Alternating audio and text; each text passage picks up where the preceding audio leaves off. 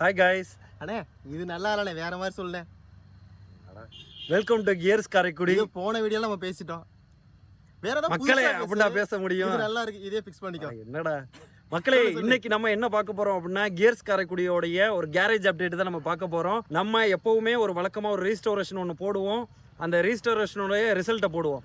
அதே மாதிரி இன்னைக்கு ஒரு ரீஸ்டோரேஷனுடைய ரிசல்ட் தான் இது.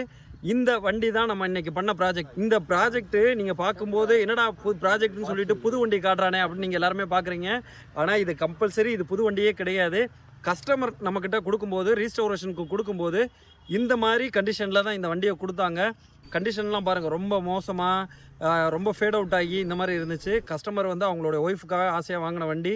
ஸோ அந்த வண்டியை திரும்ப ரீஸ்டோர் பண்ணி கொடுக்கணும் அப்படிங்கிற மாதிரி சொல்லியிருந்தாங்க. வண்டியோடைய கிலோமீட்டர்ஸை பார்த்தா மட்டும்தான் இது வந்து உங்களுக்கு பழைய வண்டிங்கிறதே தெரியும். பாருங்கள், கிலோமீட்டர் பாருங்கள், 30,000 எபோவ் வந்து ஓடி இருக்கக்கூடிய ஒரு வண்டி. இன்றைக்கி ரோட்டில் நீங்கள் போனாலுமே ஒரு புது வண்டியோடைய ஃபீல் கொடுக்குற அளவுக்கு தான் நம்ம இதோடைய ஃபிட் அண்ட் ஃபினிஷ் பண்ணியிருக்கிறோம்.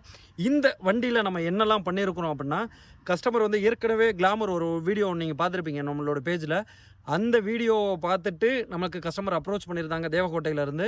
எனக்கும் இதே மாதிரி ஒரு வண்டி வந்து ரீஸ்டோர் பண்ணணும் அப்படின்னு சொல்லி கொடுக்கும்போது கஸ்டமர் இந்த கண்டிஷனில் தான் நம்மளுக்கு வண்டியை கொடுத்தாங்க.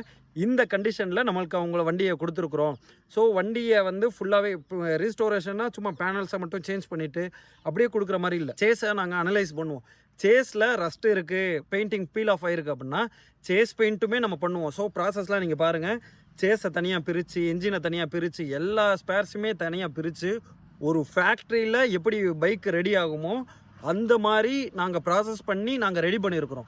ஸோ அதனால தான் எங்களால் வந்து அவுட்புட் வந்து இந்த அளவுக்கு ஃபிட் அண்ட் ஃபினிஷாக கொடுக்க முடியுது.